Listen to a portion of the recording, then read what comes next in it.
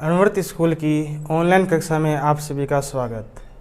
आज हम कक्षा 6 की जो दूसरी प्रश्नावली है पूर्ण संख्याएं, उसका अध्ययन करेंगे। हमने पिछली क्लास में प्रश्नावली 2.1 को किया था। उसका एक अंतिम सवाल, निम्न कथनों में सत्य और असत्य बताइए, ये हमें करना है। तो ये हमें सवाल दे रखे हैं कि इन कथनों को हमें बताना है कि ये सत्य है या फिर असत्य है। तो सबसे पहला है, देखो कि शून्य सबसे छोटी प्राकृत संख्या होती है। क्या प्राकृत संख्या के अंदर शून्य होता है शामिल? प्राकृत संख्या कौन सी होती है? दोबारा एक बार रिवाइज करते हैं कि प्राकृत संख्या कौन सी होती है। वे संख्याएं जो क्या होती है, एक से शुरू होकर एक के अंतराल में बढ़ती हुई क्या होती है, अनंत तक जाती है। तो प्राकृत संख्या के अंदर शून्य शामिल होता ही नहीं है। तो सबसे छोटी प्राकृत संख्या क्या होती है, एक होती है, तो शून्य नहीं होती। इसलिए यह कथन क्या होगा, असत्य है। ये क्या हो जाएगा, गलत हो जाएगा। दूसरा देखो, 400 संख्या 399 का पूर्ववर्ती है। पूर्ववर्ती का मतलब पहले वाली संख्या। फिर 399 की पहले वाली संख्या कैसे ज्ञात होगी? जब 399 से हम क्या करेंगे, एक को घटाएंगे तो कितना मिलेगा, 398। जबकि इसने बोला है कि 400 क्या है, 399 का पूर्ववर्ती है। तो ये कथन भी क्या हो जाएगा, असत्य हो जाएगा। ये कथन भी गलत होगा। अगला देखो, शून्य सबसे छोटी पूर्ण संख्या है। पूर्ण संख्या कौन सी होती है, रिवाइज करते हैं एक बार। पूर्ण संख्या वे संख्या जो 0 से शुरू होकर अनंत तक जाती है। तो इसमें देखो, जो 0 है वह क्या होगी, सबसे छोटी संख्या होगी। और ये इसने बोला कि शून्य सबसे छोटी पूर्ण संख्या होती है।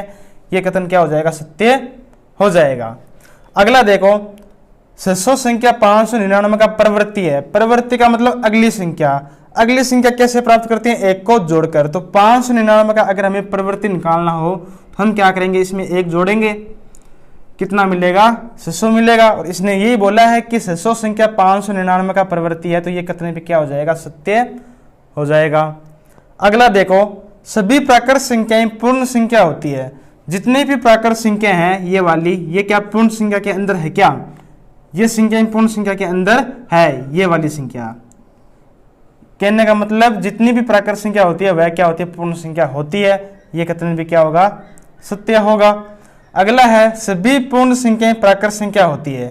जितनी भी पूर्ण संख्या होती है वह प्राकृत संख्या होती है क्या? नहीं होती।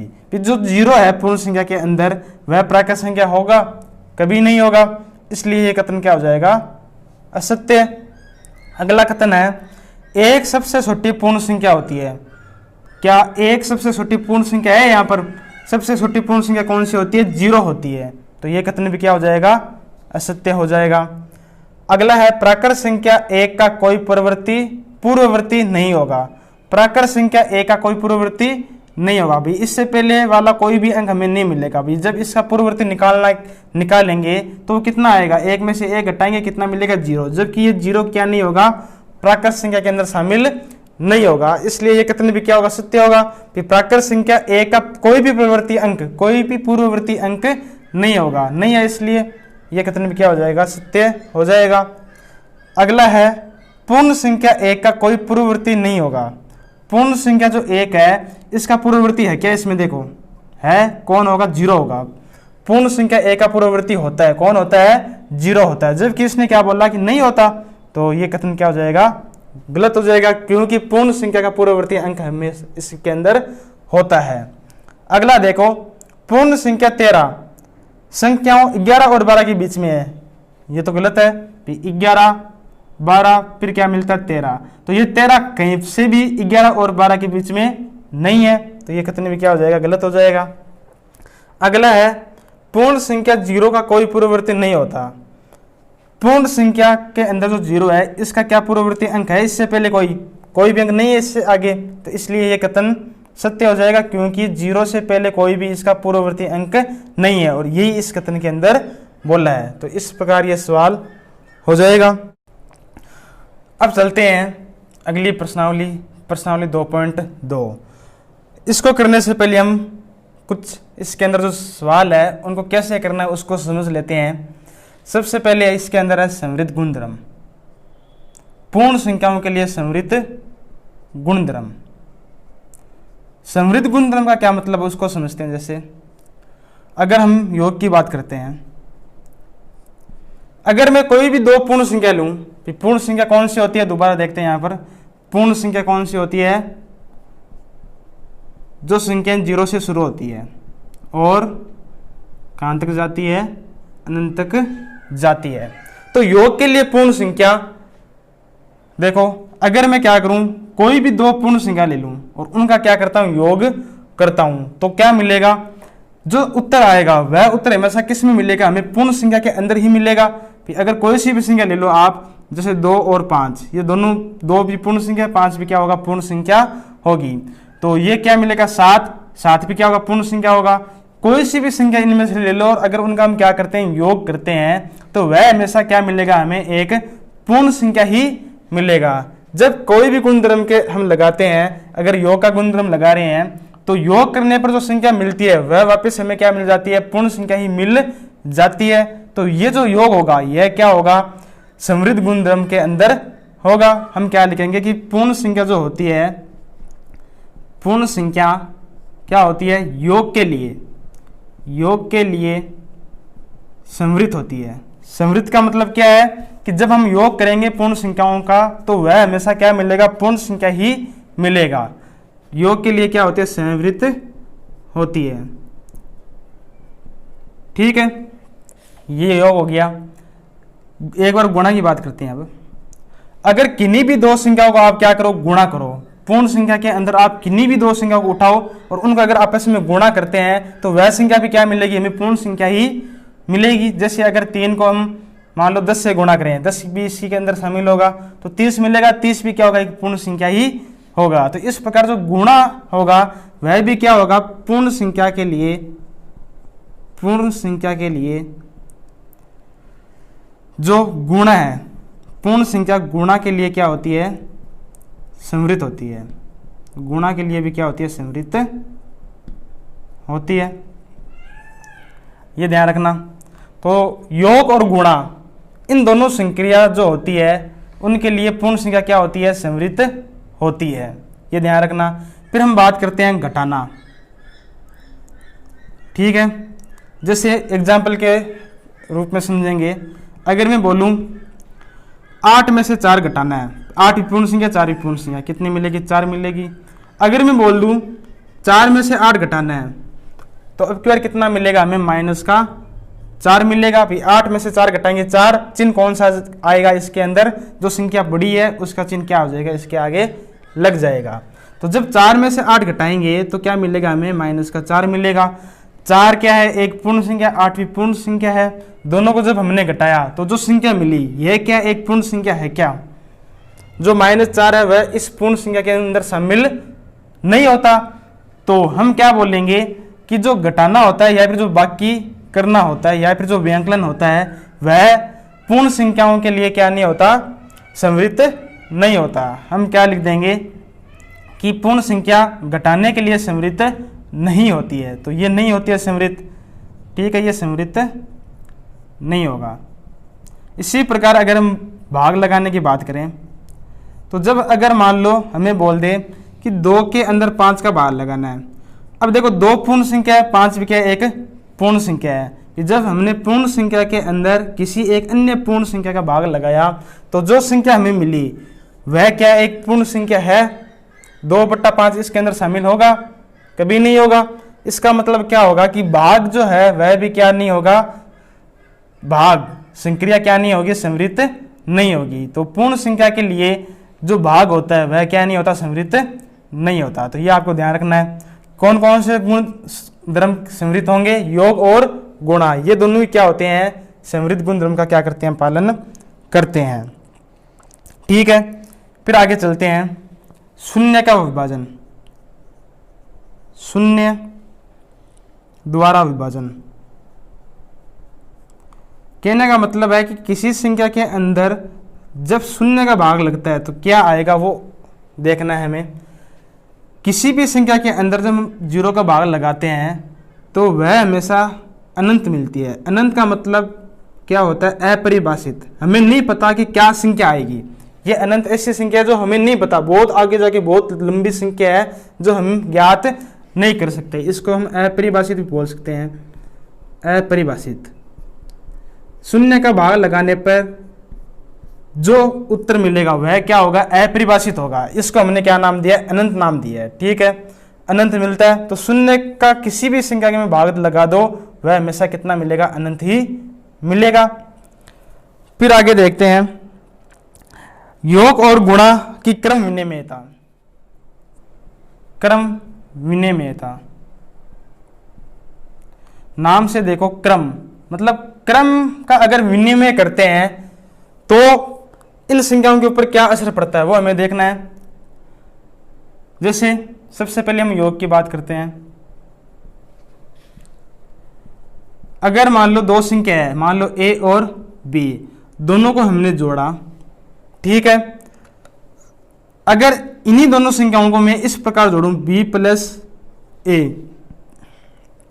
तो अगर ये दोनों संख्या आपस में क्या हो, बराबर हो, तो हम क्या कह सकते हैं कि योग के लिए ये संख्या क्या होती है, क्रम विनिमय का पालन करती है। मतलब इनके अंदर क्रम को परिवर्तन करने से इनके योग के अंदर कोई परिवर्तन नहीं होगा। जैसे उदाहरण लेते हैं, हमें मान लो 5 के अंदर 7 को जोड़ना है, या फिर 7 के अंदर 5 को जोड़े, कितना मिलेगा, यहाँ से 12, यहाँ से भी कितना मिलेगा, 12।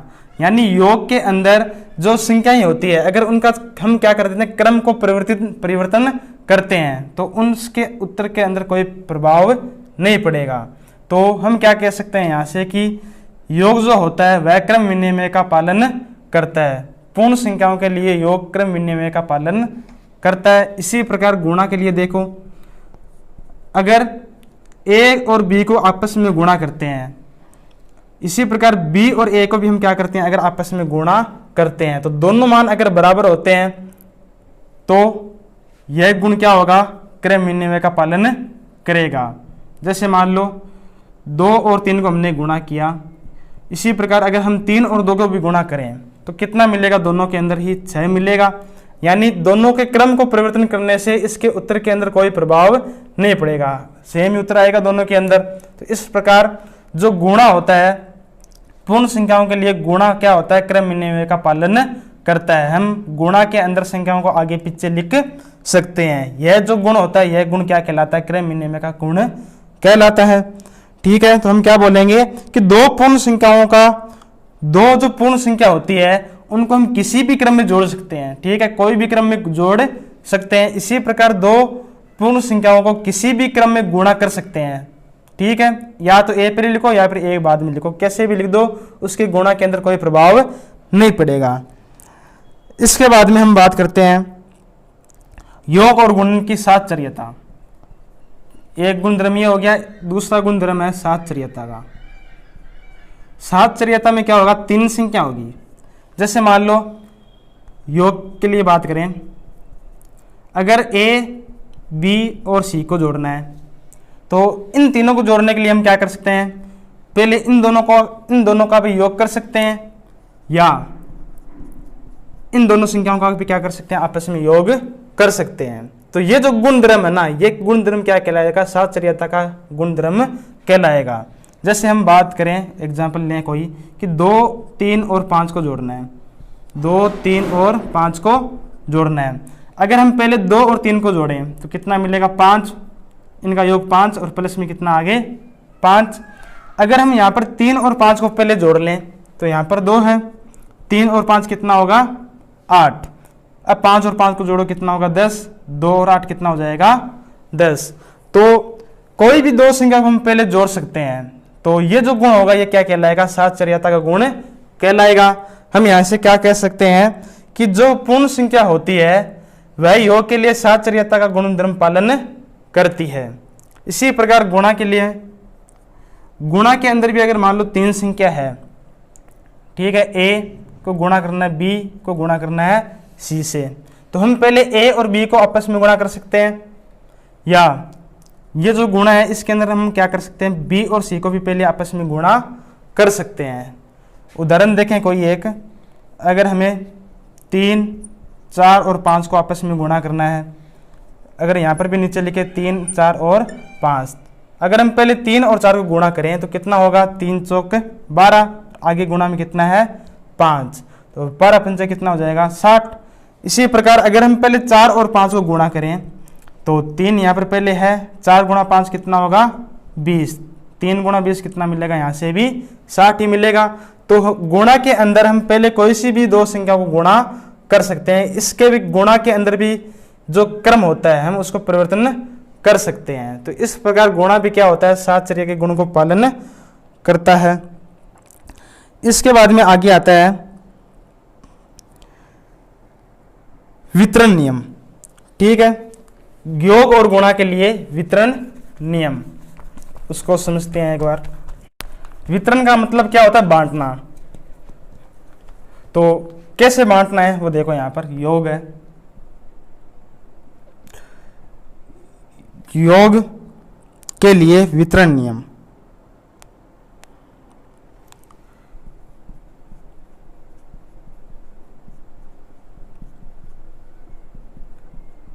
जैसे मान लो दो संख्या है b और c, इनको हमने जोड़ा है। अगर हम क्या कर दें, दोनों संख्याओं को किसी एक अन्य संख्या से गुणा करें, योग हमें दे रखा है b और c, इस योग को हमें क्या करना है, किसी एक अन्य संख्या a से गुणा करना है। तो वितरण नियम क्या कहता है कि ये जो बाहर गुणा वाली संख्या है ये क्या होगी, अंदर वाली जो दोनों संख्या है उन दोनों संख्याओं से क्या होगी, गुणा होगी। कहने का मतलब जो बाहर गुणा में a है वह क्या होगा, b से भी गुणा होगा, और ये a क्या होगा, c से भी गुणा होगा।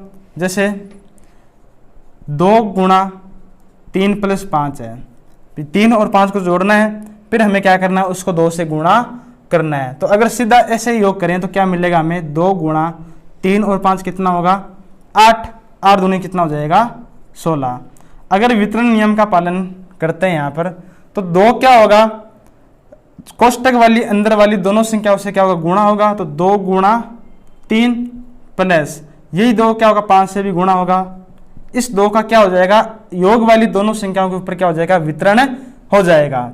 तो यहाँ से देखो 2 गुणा 3 6, 2 गुणा 5 10, ये भी कितना आएगा, यहाँ से 16 ही मिलेगा। तो इस प्रकार योग पर हम क्या लगा सकते हैं, गुणन का वितरण नियम लगा सकते हैं। या समझ में। तो इस प्रकार हमें क्या करना है, इन सवालों को करना है। एक अंत में चीज हो रही है इसके अंदर, तस्मक अवयव। योग और गुणा के लिए तस्मक अवयव क्या होता है उसको देखना है। तस्मक अवयव क्या होता है कि पूर्ण संख्या के अंदर कोई भी मान लो एक संख्या लेते हैं, उस संख्या को किस संख्या से अगर गुणा करें तो वापस वही संख्या मिले, या फिर किस संख्या से जोड़ें तो वापस वही संख्या प्राप्त हो, वह संख्या क्या होगी, उसकी तस्मक अवयव होगी। जैसे मान लो योग की बात करें तो अगर मान लो मैं 5 लूं, मैं अगर कहूं यहां पर कि इस 5 में क्या जोड़ें कि वापस हमें 5 मिले, अगर 5 में 0 को जोड़ें तो हमें कितना मिल जाएगा, वापस 5 मिल जाएगा। अगर 10 है, 10 में क्या जोड़ें कि वापस 10 मिले, 0 जोड़ सकते हैं तो वापस कितना मिल जाएगा, 10 मिल जाएगा। तो ऐसी संख्या जिसको जोड़ने पर उस संख्या के अंदर कोई परिवर्तन नहीं हो, वह संख्या क्या होगी, तस्मक कहलाएगी। ठीक है, तो योग के लिए तस्मक क्या होता है, शून्य होता है, यह ध्यान रखना है हमें। योग के लिए तस्मक अवयव क्या होगा, शून्य होगा। इसी प्रकार गुणा के लिए अगर हम किसी संख्या को गुणा करें और वापस वही संख्या मिल जाए तो ऐसी कंडीशन कब बनेगी, जैसे मान लो 5 लिया मैंने, 5 को किस से गुणा करेंगे, 5 मिले, 1 से गुणा करने पर कितना मिलेगा 5। 7 को किस से गुणा करेंगे, 7 मिले, 1 से गुणा करना पड़ेगा। तो इस प्रकार जो ये 1 है इसको गुणा करने से उस संख्या के अंदर कोई परिवर्तन नहीं होता। तो गुणा के लिए तस्मक अवयव क्या होगा, यहाँ पर 1 होगा। ये 1 क्या होगा, इसका तस्मक अवयव होगा। तस्मक अवयव कितना होगा गुणा के लिए, 1। ये हमें ध्यान रखना है। योग के लिए तस्मक अवयव होता है 0, गुणा के लिए तस्मक अवयव कितना होता है, 1। तस्मक का मतलब क्या है कि उसको जोड़ने पर, अगर योग है तो उसको जोड़ने पर, अगर गुणा है तो उसको गुणा करने पर उस संख्या के अंदर कोई परिवर्तन नहीं होना चाहिए, वह संख्या क्या कहलाएगी, तस्मक अवयव कहलाएगी। तो इसके बाद में हमें प्रश्नावली करनी है, वो हम अगली वाली क्लास में